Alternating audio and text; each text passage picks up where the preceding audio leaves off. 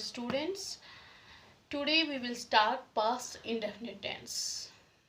As you have already know that we are explaining the same topic, active and passive voice.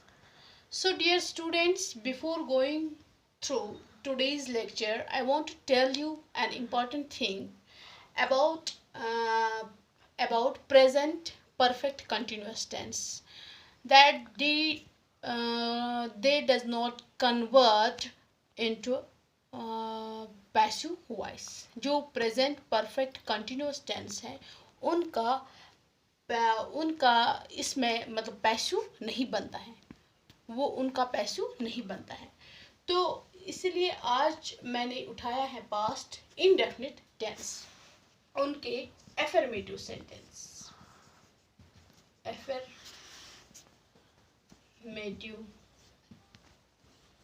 Sentence. पहले हम उसका structure हमें पता होना चाहिए. Active voice. एक्टिव वॉइस का स्ट्रक्चर है past indefinite. Subject plus object, और उसका जो पैसिव वॉइस क्या बनता है, वही सेम ऑब्जेक्ट को पहले लाते हैं, उसके बाद वाज या वेयर,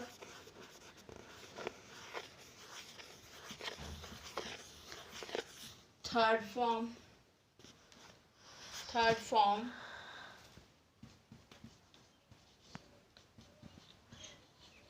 ऑब्जेक्ट.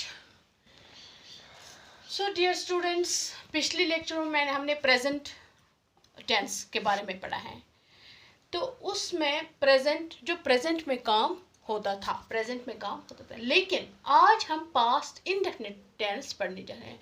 तो उसमें इज, एम और आर का यूज, लेकिन यहाँ पे डिफरेंट है, वाज और वर. और इसमें वर्ब का सेकंड फॉर्म, और पैसिव में हमेशा मैंने आपको कहा है कि वर्ब का थर्ड फॉर्म हमेशा यूज होता है. तो अब हम इसकी एग्जाम्पल्स के जरिए ये अंडरस्टैंड कर सकते हैं. Active voice. India one the match. India one the match. India one the match. यहाँ पे ये सब्जेक्ट है स्ट्रक्चर के हिसाब से. विन, वन, ये वर्ब का सेकंड फॉर्म है और ये ऑब्जेक्ट है. तो जब हम इसका पैसिव में इसका बनाएंगे तो आपको पता ही होगा, हम ऑब्जेक्ट को पहले लाते हैं तो ये बन जाता है द मैच.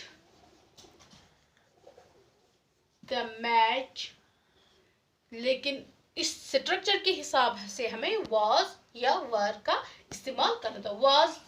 वाज सिंगुलर के साथ. तो match was one. Third form भी यही है, one he. was won by India. तो ये जहाँ ये ऑब्जेक्ट था, ये इस ऑब्जेक्ट को हमने पहले सब्जेक्ट की जगह लाया, और ये V3 है. ये was क्यों किया हमने साथ, क्योंकि सिंगुलर है पास्ट में, लेकिन पास्ट में ये आप याद रखिए. और उसके साथ ये क्या बन जाता है, ये सब्जेक्ट क्या बन जाता है. हम यहाँ पे सब्जेक्ट की ही लिखेंगे. इसके बाद दूसरी example. Ramesh plucked the flower. Ramesh plucked the flower. तो यही सेम रूल जब इसका हम पैसिव में चेंज करेंगे. The flower was plucked. ये यहाँ पे है V2, ये है सब्जेक्ट, ये है ऑब्जेक्ट. ये यहाँ पे ऑब्जेक्ट है. The flower was plucked by Ramesh, by Ramesh.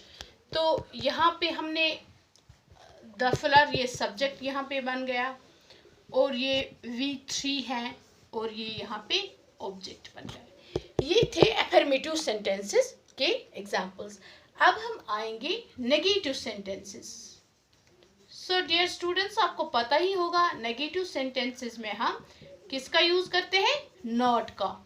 तो इसका आपको पता ही होगा क्या होगा, जो एक्टिव वॉइस का स्ट्रक्चर होगा यहाँ पे वो होगा सब्जेक्ट, शाबाश, उसके बाद डिड।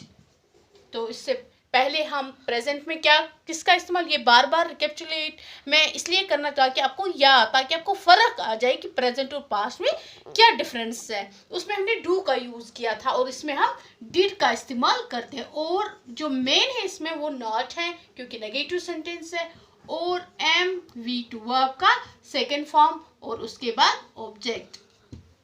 तो जब हम इसका पैसिव में स्ट्रक्चर बनाएंगे तो क्या आएगा, ऑब्जेक्ट, उसके बाद was were, उसके बाद नॉट, वर्ब का थर्ड फॉर्म, उसके बाद बाय, ऑब्जेक्ट, ऑब्जेक्ट। तो एग्जाम्पल क्या होगी इसकी, he did not call you, he did, ये एक्टिव वॉइस है, he did not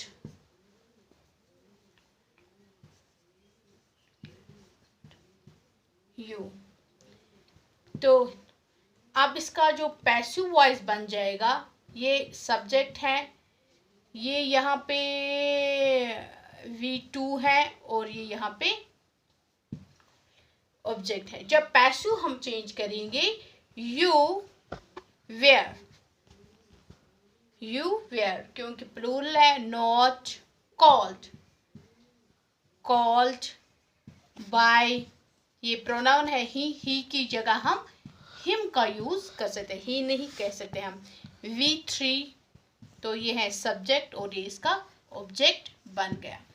तो अब हम आएंगे इंट्रोगेटिव सेंटेंसेस भी।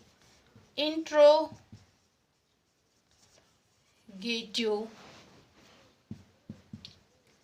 सेंटेंस, इंट्रोगेटिव सेंटेंस भी, तो उसका भी यही सेम, लेकिन जो डिड है हेल्पिंग वर्ब, इसको पहले ही लाएंगे, उसके बाद हम सब्जेक्ट, बाकी तो सेम, वर्ब का सेकेंड फॉर्म, उसके बाद ऑब्जेक्ट, लेकिन जो इसकी पहचान होती है वो है नोट ऑफ इंट्रोगेशन। उसके बाद जब हम इसका पैसिव का स्ट्रक्चर बनाए उसी, लेकिन यहाँ पे हेल्पिंग वर्ब पहले was, were, उसके बाद ऑब्जेक्ट, वर्ब का third form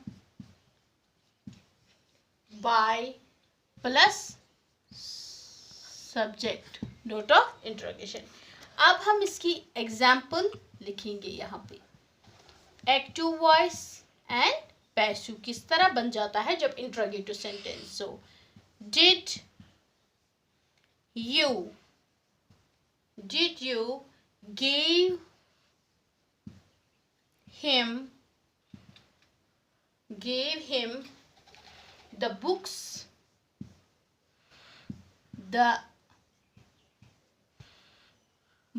note of interrogation. अब हम पैसिव बनाएंगे, was क्योंकि हेल्पिंग वर्ब पहले, was he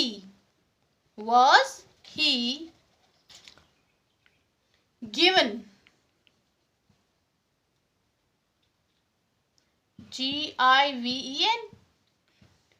was he given। तो यहाँ पे थर्ड फॉर्म है, यहाँ पे मतलब ये जो ऑब्जेक्ट है वो यहाँ पे डबल, ये ऑब्जेक्ट है, तो हम ये है V2। तो was he given the books,